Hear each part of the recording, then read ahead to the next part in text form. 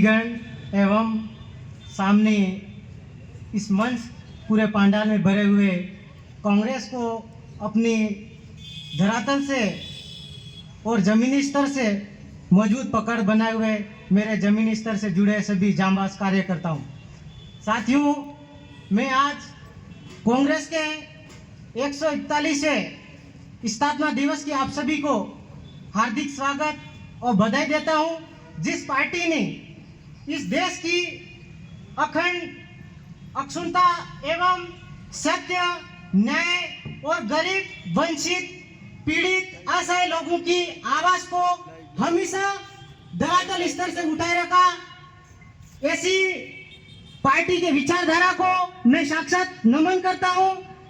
साथियों, समय के अभाव को देखते हुए मैं आपको कम समय में ही अवगत कराना चाहूं। आज हम जिस मकसद को लेकर या जिस उद्देश्य को लेकर हम इकट्ठे हुए, साथियों, सन 2005 में उस समय के तत्कालीन प्रधानमंत्री स्वर्गीय श्री हमारे मनमोहन सिंह साहब ने नरेगा राष्ट्रीय अधिनियम पारित किया था कि इस देश के गरीब, वंचित, असहाय लोग जो दिन दिहाड़ी काम करते हैं, वो बाहर जा नहीं सकते, उनको सरकार 100 दिन का अवसर, 100 दिन का रोजगार दे, ताकि वो लोग अपनी रोजमर्रा की जिंदगी से तथा अपने रोजमर्रा की जो घरेलू सामान संबंधित जो चीजें की पूर्ति के लिए अपने गांव में ही, अपने पंचायत के अंदर ही काम करके अपनी जरूरतों के सामान को पूरा कर सके। लेकिन साथियों, वर्तमान समय में जो केंद्र पर जो बैठी है निकम्मी सरकार कहना चाहूं मैं, जो धर्म के नाम पर हमेशा राजनीति करती आई है, और वर्तमान राज्य में स्थित पड़ी सरकार, जो जिस सरकार को ये नहीं पता कि आने वाले समय में इस देश की भूगोल और ज्योग्राफी क्या होगी, वो सरकार आज अरावली पर्वतमाला को लेकर स्टेटमेंट देती है, कहती है कि 100 मीटर के पीछे की जो भी रेंज की जो पहाड़ियां हैं वो सारी धराशायी होगी। वो किनको जाएगी? वो जाएगी जो पूंजीपति और इस देश के जो वरिष्ठ पूंजीपति लोग हैं, उनके अंडानी और अंबानी। और साथियों, उस अरावली पर्वतमाला में कौन लोग रहते हैं? उस अरावली पर्वतमाला में हम जैसे गरीब, असहाय, एसटी, एससी और आदि के माइनॉरिटी लोग रहते हैं। साथियों, अगर उन लोगों को हटाएंगे, विस्थापित करेंगे, विस्थापन का दर्ज क्या होता है? अपने आसपास के क्षेत्रों में जो माइडी विस्थापित लोग आए हैं, वो एक बार विशेष करके मेरे ग्रामीण अंचल से आए हैं, माता बहनें और बड़े बुजुर्ग, वो विशेष करके इस बात का ध्यान रखे विस्थापन का दर्द क्या होता है। वो इस माइडी विस्थापित से लोग आए, उनसे एक बार जरूर रूबरू होकर पूछ लें।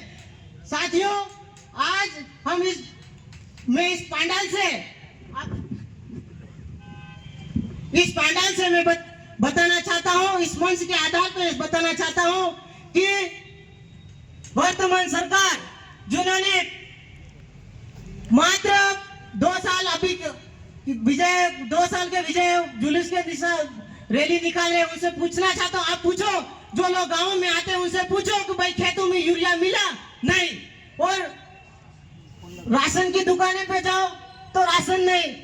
और उसके बाद ये माता बहनी बेटी घरों में जाओ तो जो गैस सिलेंडर कांग्रेस सरकार में कितने रुपए में आता था, वह 1000, आज 900, 950 में मिलता है। 267 रुपए का यूरिया आता था, वो उसके आज 700 रुपए ले रहे। साथियों, कहने की बहुत सारी बातें हैं। मैं एक और बात बताना चाहूँ, आने वाले समय में हमारे पंचायती राज चुनाव आ रहे हैं। उस चुनावों में इस 2 साल के बनिस्बत पिछले हमारे पूर्व मुख्यमंत्री और जन जन के गरीबों के मसीहा अशोक जी गहलोत साहब और हमारे कांठल के विकास पुरुष आदरणीय रामलाल जी मीणा साहब के कार्यों को तुलना कीजिए। जो काम आज हमारे वर्तमान मंत्री साहब गांवों में जाके रिबन काटते फिर रहे। साथियों, मंत्री साहब को मैं एक इस मंच के माध्यम से आगाह करना चाहता हूं, मंत्री साहब, आप 5 साल तक रिबन काटो, कुछ भी करो, लेकिन जो काम रामलाल जी मीणा साहब ने 5 साल में जितने कार्य किए हैं वो तुम्हारे 5 साल में नहीं होंगे। साथियों, एक और मैं बात करना चाहूं, आने वाले समय में आप सभी केंद्र और राज्य की परिषद सरकार को उखाड़ फेंकना है तो आने वाले पंचायती राज चुनाव में कांग्रेस को मजबूत करें, धरातल स्तर पर मजबूत करें। बहुत सारे लोग जाति संप्रदाय धर्म के नाम पर राजनीति करने आए, उनसे सीधा पूछो, हमको धर्म की राजनीति और जाति संप्रदाय और जाति विशेष को लेकर राजनीति नहीं करनी, हमको राजनीति करनी विकास के नाम पर, शिक्षा के नाम पर, स्वास्थ्य के नाम पर, बिजली के नाम पर। जो लोग इन 3-4-5 बातों को छोड़कर अगर गांव में वोट मांगे हैं, उनसे पूछो कि तुमने शिक्षा, स्वास्थ्य और ये रोजगार के लिए तुमने क्या किया। और मैं आप सभी को अवगत कराना चाहूं कि अभी कल परसों की घटना है, मनरेगा का महत्व क्या होता है हमारे ग्रामीण अंचलों में। आप ये लगभग सभी मेरे ग्रामीण अंचल से बैठे हुए हो, मैं आपको आगाह करना चाहूं कि मनरेगा का महत्व क्या होता है एक आम व्यक्ति के जीवन में।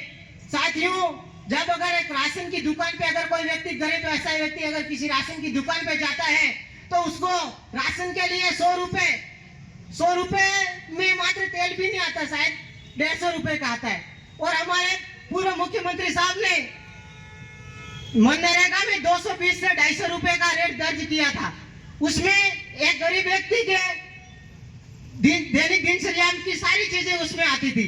लेकिन आज उन मनरेगा को धीरे धीरे करके इन लोगों ने, परिषद सरकार ने और केंद्र में बैठे ये लाचार सरकार ने उसको धीरे धीरे धीमी गति से खत्म करने का काम कर रही है। उसका नतीजा आज हमारे आदिवासी अंचल के 50 से 60 भाई बहन उस महाराष्ट्र में गए, उनको बंधुआ मजदूर बना के रखा। साथ ही बंधुआ मजदूर, जब हमारा देश गुलाम था उस समय बंधुआ मजदूर बनते थे लोग। आज वक्त हमारा देश आजाद हुआ, उसको आज कितने साल हो गए, उसके बाद बंधुआ मजदूर की स्थिति आई, शर्मनाक बात है। और फिर कहते हो अरे कि बीजेपी मोदी में मुमकिन है, क्या मोदी है तो मुमकिन है। सर पे शर्मनाक बात है साथियों। आने वाले समय में वो तो मैं धन्यवाद करना चाहूँ प्रतापगढ़ की पुलिस और यहाँ के एसपी महोदय को, जिन्होंने अपने अथक प्रयासों से उन आदिवासी भाई बहनों को सकुशल अपने घर पहुंचाया। इसलिए आने वाले चुनावों में अगर हमारे गाँव में